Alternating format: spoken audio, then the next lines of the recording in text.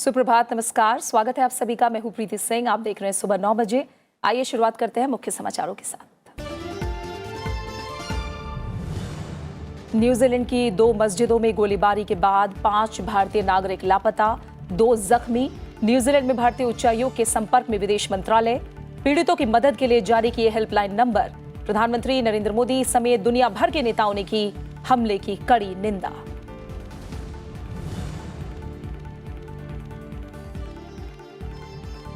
BJP केंद्रीय चुनाव समिति की बैठक आज। लोकसभा चुनाव के पहले दौर की 91 सीटों के लिए उम्मीदवारों के नाम का हो सकता है ऐलान।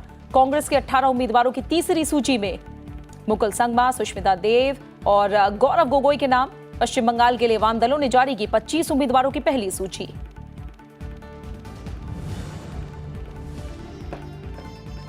चुनाव आयोग की उच्च स्तरीय टीम का पश्चिम बंगाल दौरा। चुनावी तैयारियों का लेंगे जायजा। राज्य में अर्धसैनिक बलों की 7 कंपनियां तैनात।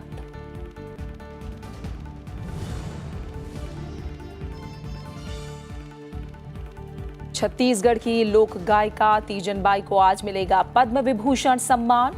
राष्ट्रपति रामनाथ कोविंद, महाराष्ट्र के प्रसिद्ध थिएटर कलाकार बलवंत मोरेश्वर पुरंदरे समेत कई हस्तियों को पद्म पुरस्कारों से करेंगे सम्मानित।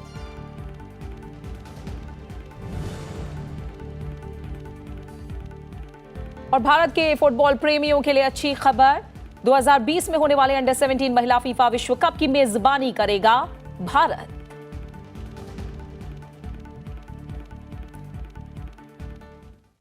न्यूजीलैंड की 2 मस्जिद में शुक्रवार को हुई गोलीबारी में भारतीय समुदाय के 5 नागरिकों के लापता होने की खबर है। 2 भारतीय नागरिक जख्मी भी हुए हैं। इनके अलावा भारतीय मूल के 2 न्यूजीलैंड के नागरिक भी लापता हुए हैं। विदेश मंत्रालय लगातार न्यूजीलैंड में भारतीय उच्चायोग के संपर्क में है। किसी भी प्रकार की सहायता और जानकारी के लिए न्यूजीलैंड में भारतीय उच्चायोग ने 24/7 हेल्पलाइन नंबर जारी किया है। हमले में घायल हुए भारतीयों के परिवार वालों को न्यूजीलैंड के वीजा भी उपलब्ध कराए जा रहे हैं। न्यूजीलैंड में तकरीबन 2 लाख भारतीय और भारतीय मूल के लोग रहते हैं। भारतीय उच्चायोग के आंकड़ों के अनुसार न्यूजीलैंड में 30,000 से ज्यादा भारतीय छात्र हैं। इस बीच बंदूकधारी हमलावर की पहचान ऑस्ट्रेलियाई चरमपंथी ब्रेंटन टैरेंट के रूप में हुई है। वो ऑस्ट्रेलिया का नागरिक है और उसे वहां की अदालत में पेश किया गया। इस गोलीबारी में कम से कम 49 लोगों की मौत हुई है, जबकि 20 से ज्यादा लोग गंभीर रूप से घायल हुए हैं। हमलावर ने शुक्रवार की नमाज के वक्त हमला किया था, जिस वक्त वहां काफी लोग मौजूद थे, और उसने वहां से निकलने के बाद भी गोलीबारी की, जिसमें वहां से गुजरने वाले लोगों को निशाना बनाया। घटना के दौरान वहां बांग्लादेश क्रिकेट टीम के खिलाड़ी भी मौजूद थे। इस हमले में बांग्लादेश क्रिकेट टीम बाल बाल बची है। इस हादसे के कारण टीम का न्यूजीलैंड दौरा रद्द कर दिया गया है।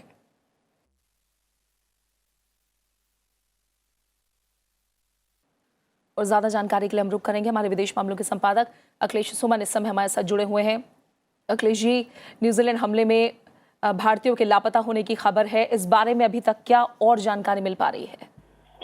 देखिए, जो अभी आधिकारिक सूत्रों से जो जानकारी मिलती है उसके हिसाब से जब तक कंफर्मेशन नहीं हो जाता है वहां से, जब तक पूरी तरह से आधिकारिक तौर पर घोषित नहीं किया जा सकता, तब तक भारतीय अधिकारी इस बारे में चुप्पी साधे हुए हैं। लेकिन जहां तक आशंका है एक भारतीय की मौत होने की, एक भारतीय की मौत हुई है। हालांकि उसका नाम अभी तक नहीं जाहिर किया जा रहा है। इसके अलावा 2 जो है, एक अहमदाबाद के हैं और एक हैदराबाद के हैं। 2 को अस्पताल में भर्ती किया गया है। और उसके अलावा आप जानते हैं कि 5 इंडियन अभी भी मिसिंग हैं। अब इसमें जो सबसे बड़ी बात है प्रीति की, जो लोग वहां घायल हुए हैं, जो लोग वहां अगर मरे भी हैं, एक की बात समझी जा रही है कि एक की आशंका है। ऐसे में न्यूजीलैंड की सरकार को ये घोषित करना पड़ता है, उनको सर्टिफाई करना पड़ता है कि इंडिया के हैं, क्योंकि 2 आदमी जो है मिसिंग हैं, उनमें 2 भारतीय मूल के तो हैं, लेकिन वे न्यूजीलैंड की नागरिकता उन्होंने अर्जित कर ली है, ले ली है। तो ऐसी स्थिति में अभी वेट किया जा रहा है। मुझे लगता है कि 2-3 घंटे बाद जब पूरी तरह से वहां से कंफर्मेशन आएगा, तब कुछ बोलने की स्थिति में विदेश मंत्रालय होगी कि कौन कौन लोग हैं उसमें घायल और किसकी क्या स्थिति है। लेकिन अभी तक हमें यही बताया गया है कि पूरी तरह भारत का जो वहाँ हाई कमीशन है पूरी तरह चुस्त है, सक्रिय है, और वहाँ जो भी लोग हैं, भारतीय लोग हैं, उनके पूरी तरह संपर्क में है, उनके घर के लोगों के भी संपर्क में है, जिनके भारत में घर हैं, उन सारे लोगों के संपर्क में है, उनसे पूरी बातचीत हो रही है। तो ऐसी स्थिति में भारत सरकार ने पूरी तरह निर्देश दिया है कि अगर जरूरत पड़ेगी किसी घायल को वहां से यहाँ लाने की, तो ऐसी स्थिति में इसकी भी व्यवस्था भारतीय उच्चायोग वहां करेगी। जो भी सहायता भारतीय उच्चायोग को करनी होगी, यहाँ तक कि पैसे की भी सहायता के लिए निर्देश दे दिए गए हैं विदेश मंत्रालय की तरफ से। बिल्कुल, बहुत बहुत शुक्रिया अखिलेश इस जानकारी को फिलहाल हम तक पहुंचाने के लिए आपका। और भारत समेत दुनिया भर में इस हमले की कड़ी निंदा हो रही है। प्रधानमंत्री नरेंद्र मोदी ने न्यूजीलैंड में हुए आतंकी हमले पर गहरा दुख जताया है। उन्होंने न्यूजीलैंड के प्रधानमंत्री को पत्र लिखकर पीड़ित परिवारों के प्रति गहरी संवेदना जताई है। उन्होंने लिखा कि इस दुख की घड़ी में भारत न्यूजीलैंड के साथ है। प्रधानमंत्री ने अपने पत्र में लिखा है कि सभी तरह के आतंकवाद की निंदा की जानी चाहिए और जो इसका समर्थन करते हैं उन्हें अलग थलग किया जाना चाहिए। उन्होंने कहा है कि लोकतांत्रिक समाज में हिंसा और घृणा की कोई जगह नहीं होनी चाहिए। वहीं अमेरिका के राष्ट्रपति डोनाल्ड ट्रंप समेत दुनिया के कई देशों ने इस आतंकी हमले की निंदा की है। उन्होंने मारे गए लोगों के प्रति संवेदना जताई और हर मुमकिन मदद का भरोसा दिया है।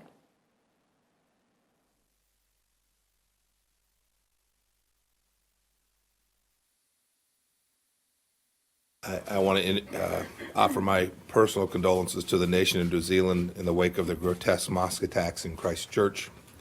The thoughts and prayers of the American people are with the victims and their families today. The United States condemns this hateful assault. We pledge our unwavering solidarity with the government and people of New Zealand in this hour of darkness, and we stand ready to offer any and all assistance. और आपको एक बार फिर बता दें, New Zealand में भारतीय उच्चायोग ने हेल्पलाइन नंबर जारी किए हैं और ये हेल्पलाइन नंबर हैं 021803899 और 021850033।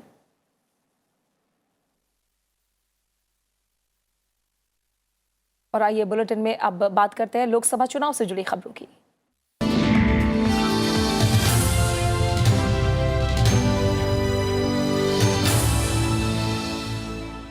बीजेपी की केंद्रीय चुनाव समिति की बैठक आज होगी, जिसके बाद पार्टी लोकसभा चुनाव के उम्मीदवारों के नामों की पहली सूची जारी कर सकती है।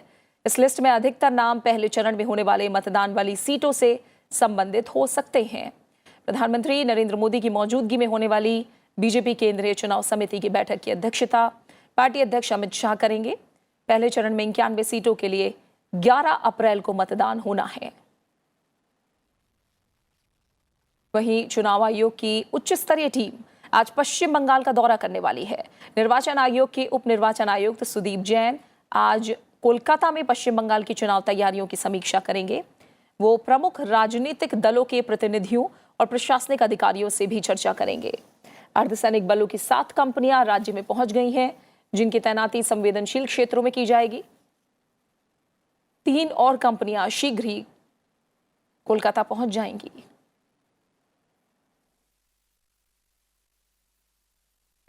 लोकसभा चुनाव में धन बल पर लगाम लगाने के लिए शुक्रवार को मुख्य चुनाव आयुक्त सुनील अरोड़ा ने दिल्ली में बैठक की। चुनाव आयुक्त ने कहा कि आयोग धन बल के खतरे पर अंकुश लगाने के लिए दृढ़ है। चुनाव आयोग ने उम्मीदवारों और राजनीतिक दलों द्वारा जारी किए गए चुनाव खर्च की निगरानी के लिए विस्तृत दिशा निर्देश जारी किए हैं। बैठक में जिन प्रमुख मुद्दों पर चर्चा की गई, उनमें उम्मीदवारों और राजनीतिक दलों द्वारा गुप्त खर्च पर अंकुश लगाने के तरीके शामिल थे। बैठक में मुख्य चुनाव आयुक्त अरोड़ा ने कहा कि स्वतंत्र, निष्पक्ष और पारदर्शी चुनाव कराने के लिए भारत के चुनाव आयोग का संवैधानिक जनादेश है। स्वतंत्र चुनाव का संचालन लोकतंत्र की बड़ी चुनौतियों में से एक है। बैठक में कर बोर्डों के प्रमुख, प्रवर्तन निदेशालय के अधिकारी के अलावा केंद्रीय अर्धसैनिक बलों और वित्तीय संस्थानों के प्रतिनिधियों ने भी हिस्सा लिया। वहीं कांग्रेस ने लोकसभा चुनाव के लिए अपने उम्मीदवारों की तीसरी सूची जारी कर दी।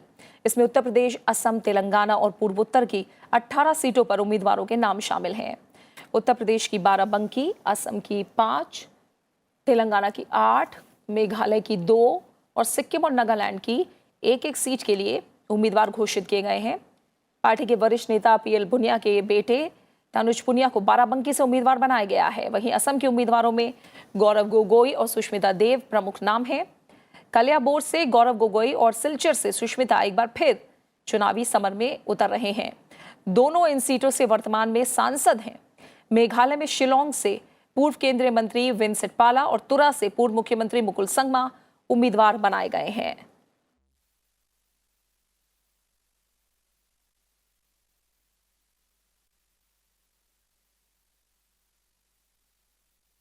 वहीं वाम मोर्चा ने पश्चिम बंगाल में शुक्रवार को अपने 25 उम्मीदवारों की सूची जारी कर दी।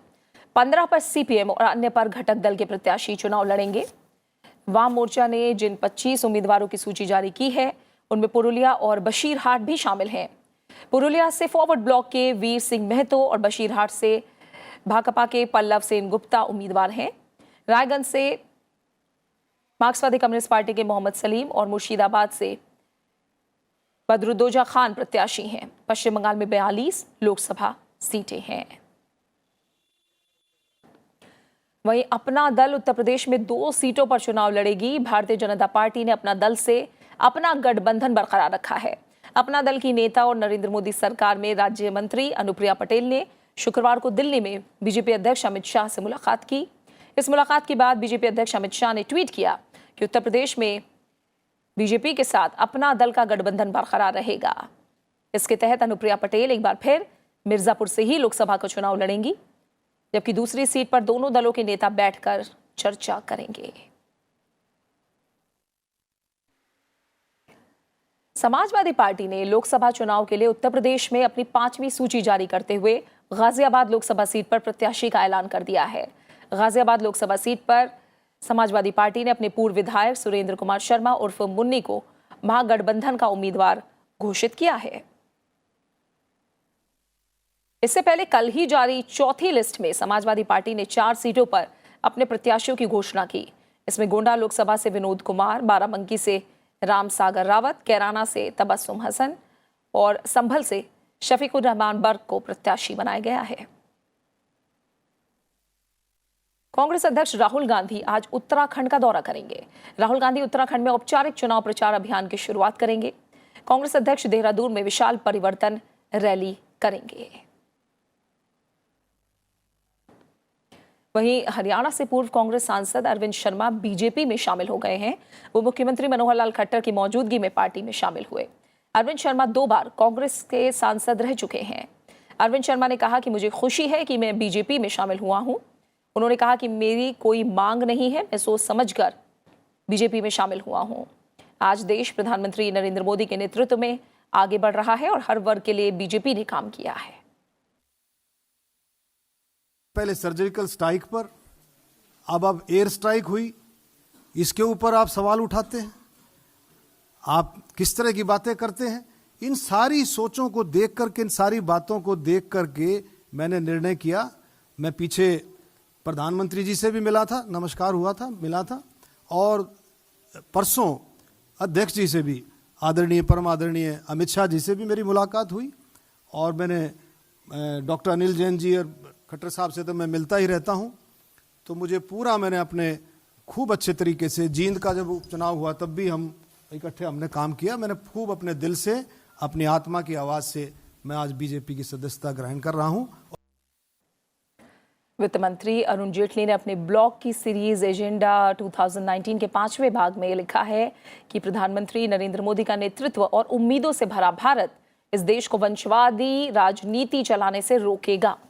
अरुण जेटली का कहना है कि आजादी के बाद देश भर में शासन करने वाली कांग्रेस ने इस देश में वंशवाद की राजनीति को आगे बढ़ाया और ये एक परिवार की पार्टी बनकर रह गई। उन्होंने लिखा कि 1991 के बाद देश में कई क्षेत्रीय दल उभरे, लेकिन ये भी पारिवारिक पार्टी बनकर रह गई और ये परिवार की संपत्ति की तरह हो गई और पार्टी के सभी फैसले परिवार के हाथ में रहे, जिसका राजनीति, नीतियों और प्रशासन में बुरा असर पड़ा। लेकिन 2014 के चुनाव में मोदी फैक्टर सामने आया और पारिवारिक पार्टियों को करारी हार का सामना करना पड़ा। 2019 के लोकसभा चुनाव से पहले एक बार फिर ये सवाल है। परिवार के इर्द गिर्द चलने वाली पार्टियों में विरासत को लेकर आपसी खींचतान भी दिखी है। ऐसे में उम्मीदों से भरा भारत देश को वंशवादी लोकतंत्र में बदलने से रोकेगा। वित्त मंत्री अरुण जेटली के ब्लॉग को रीट्वीट करते हुए प्रधानमंत्री ने कहा है कि ये एक नया भारत है जहां व्यक्ति का प्रदर्शन मायने रखता है, वंशावली नहीं। अब वंशवादी राजनीति व्यवस्था में शामिल होने वाले मेधावी लोगों के लिए एक बाधा के रूप में काम नहीं कर पाएगी। केवल कुछ शक्तिशाली परिवारों के लिए नहीं, बल्कि 130 करोड़ भारतीयों के लिए दरवाजे और अवसर खुले हैं। बीजेपी अध्यक्ष अमित शाह ने ब्लॉग लिखकर कांग्रेस पर आतंकवाद के मामले पर ढुलमुल रवैया अपनाने और आरोप प्रत्यारोपों से पाकिस्तान की परोक्ष तौर पर मदद करने का आरोप लगाया। उन्होंने पुलवामा हमले के मास्टरमाइंड पर जब वैश्विक दबाव बन रहा है तो ऐसे वक्त में कंधार कांड और मसूद अजहर को 1999 में रिहा करने के मुद्दा बनाने को स्तरहीन राजनीति करार दिया। उन्होंने ये भी याद दिलाया कि कंधार कांड में तत्कालीन प्रधानमंत्री अटल बिहारी वाजपेयी ने सर्वदलीय बैठक बुलाकर कांग्रेस अध्यक्ष सोनिया गांधी और पूर्व प्रधानमंत्री मनमोहन सिंह से भी चर्चा की थी और सभी दलों की सहमति के बाद रिहाई का फैसला किया गया था। उन्होंने कहा कि कांग्रेस अध्यक्ष राहुल गांधी उस घटना पर सवाल उठाकर अपनी पार्टी के वरिष्ठ नेताओं के विवेक पर ही सवाल उठा रहे हैं। लोकसभा चुनाव में इस बार जब आप मतदान के लिए जाएंगे तो वहां ईवीएम के साथ वीवीपीएटी भी आपको नजर आएगी। वीवीपैट की व्यवस्था चुनाव आयोग ने ईवीएम की गड़बड़ी की शिकायतों के मद्देनजर की है। आयोग की तरफ से मतदाताओं को इसके बारे में बताया जा रहा है। आपका हर वोट कीमती है। वोट सही कैंडिडेट को गया या नहीं, ये शंका मतदान करते ही दूर हो जाएगी। मतदान केंद्र में ईवीएम के साथ लगी वीवीपैट यानी voter verifiable paper audit trail इस बात की तुरंत तस्दीक करेगा।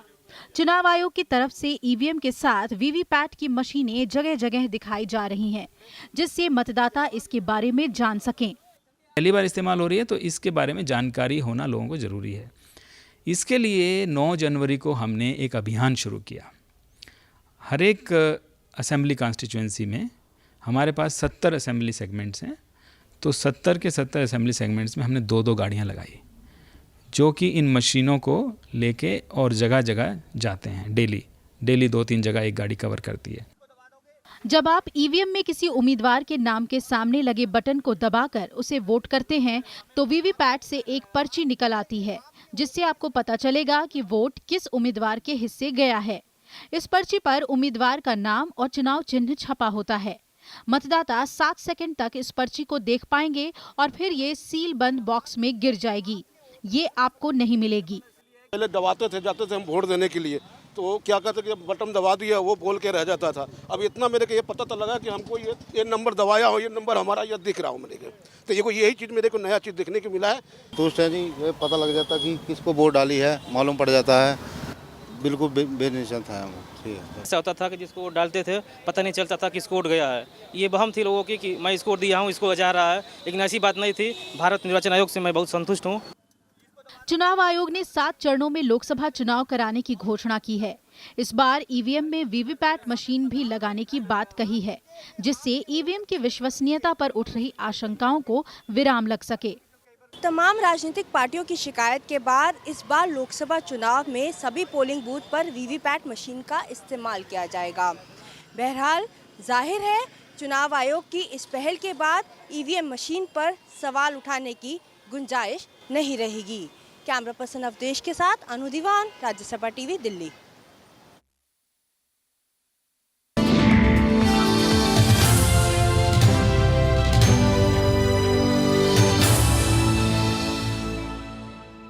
और खबरें जारी हैं, लौट रहे हैं एक छोटे से ब्रेक के बाद।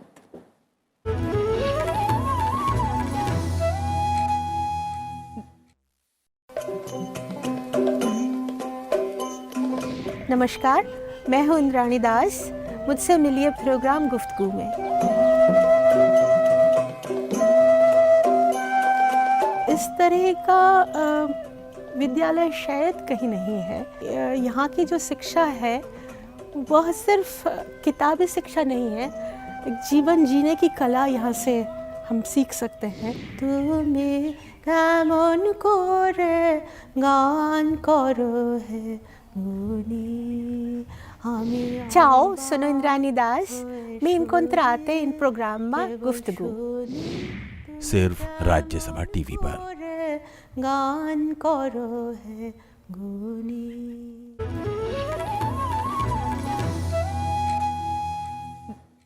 Media group Hindu business line की ओर से आयोजित चेंज मेकर अवार्ड्स में जीएसटी काउंसिल को change maker of the year award दिया गया।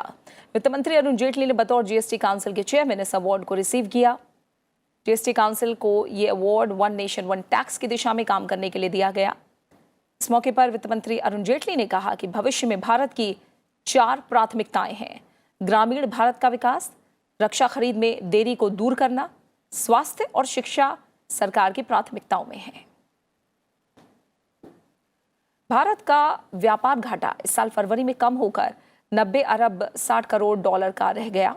वाणिज्य मंत्रालय द्वारा जारी आंकड़ों के अनुसार देश का निर्यात इस महीने वार्षिक आधार पर 2.44% बढ़कर 26 अरब 67 करोड़ डॉलर का हो गया, जबकि आयात 5.4% घटकर 36 अरब 26 करोड़ डॉलर का रहा।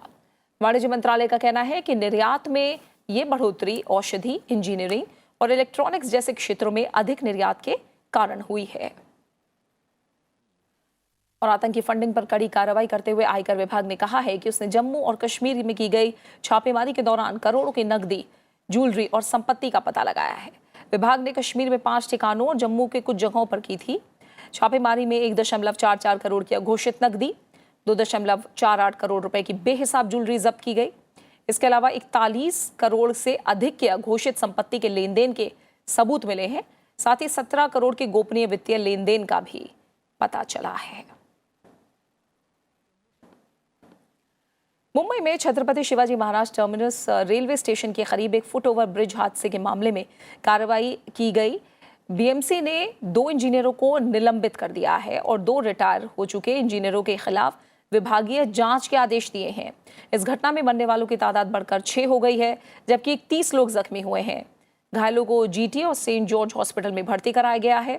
पुलिस ने मध्य रेलवे और बीएमसी के संबंधित अधिकारियों के खिलाफ एफआईआर दर्ज की है। मुख्यमंत्री देवेंद्र फडणवीस ने इस मामले में उच्च स्तरीय जांच के आदेश दिए हैं। मुख्यमंत्री ने जांच में ये पता करने के आदेश भी दिए हैं कि ऑडिट रिपोर्ट किसने और कैसे बनाई। जुलाई 2018 में मुंबई के अंधेरी में भी फुटओवर ब्रिज गिरने से हादसा हुआ था। इसके बाद फुटओवर ब्रिज के ऑडिट के आदेश दिए गए थे। राष्ट्रपति रामनाथ कोविंद आज राष्ट्रपति भवन में एक समारोह में पद्म पुरस्कार प्रदान करेंगे। इससे पहले 11 मार्च को 47 शख्सियतों को पद्म पुरस्कारों से सम्मानित किया गया था। इस साल कुल 112 लोगों को पद्म पुरस्कारों के लिए चुना गया है, जिसकी घोषणा गणतंत्र दिवस की पूर्व संध्या पर की गई थी। आज पुरस्कार पाने वालों में छत्तीसगढ़ की लोक गायिका तीजन बाई शामिल हैं। तीजन बाई छत्तीसगढ़ राज्य के पंडवानी लोकगीत नाट्य की पहली महिला कलाकार हैं। इसके अलावा जिबूती के इस्माइल उमर, महाराष्ट्र के अनिल कुमार मणिभाई नाइक और कला और अभिनय के क्षेत्र में बलवंत बोरेश्वर पुरंदर के नाम शामिल हैं।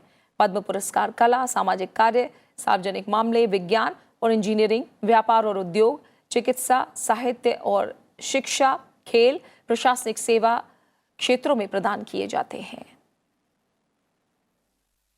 और खेल से जुड़ी अहम खबर, भारत 2020 में अंडर 17 महिला फीफा विश्व कप की मेजबानी करेगा। फीफा के प्रेसिडेंट जियानी इन्फेंटिनो ने इसकी जानकारी दी। 2017 में अंडर 17 पुरुष विश्व कप के बाद ये दूसरा फीफा टूर्नामेंट होगा जिसकी मेजबानी भारत करेगा। टूर्नामेंट में एशियाई टीमें सबसे सफल टीम है, जिसमें उत्तर कोरिया ने टूर्नामेंट 2 बार जीती है, जबकि जापान और दक्षिण कोरिया ने एक बार जीती है। फ्रांस और स्पेन टूर्नामेंट जीतने वाली एकमात्र गैर एशियाई टीमें हैं।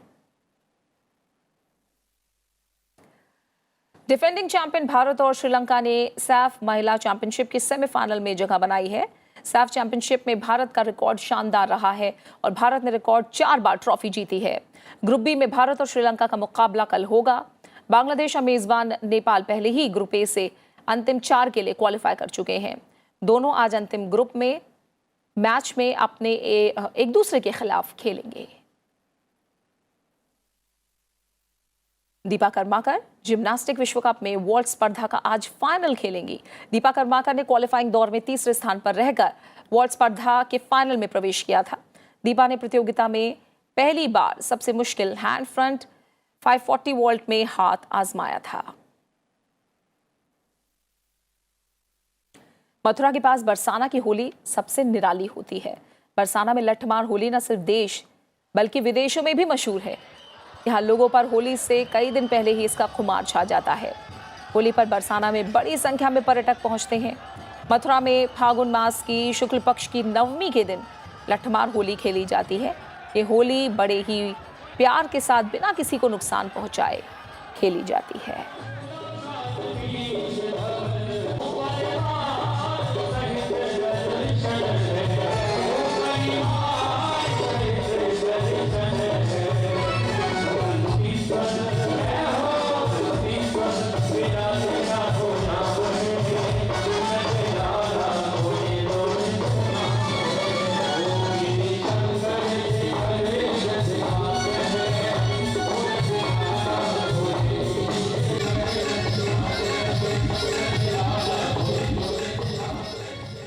और इसी के साथ फिलहाल सुबह 9 बजे की खबरों में मेरे साथ इतना ही। ब्रेक के बाद आगे विशेष में देखिए मुंबई हादसा जिम्मेदार कौन।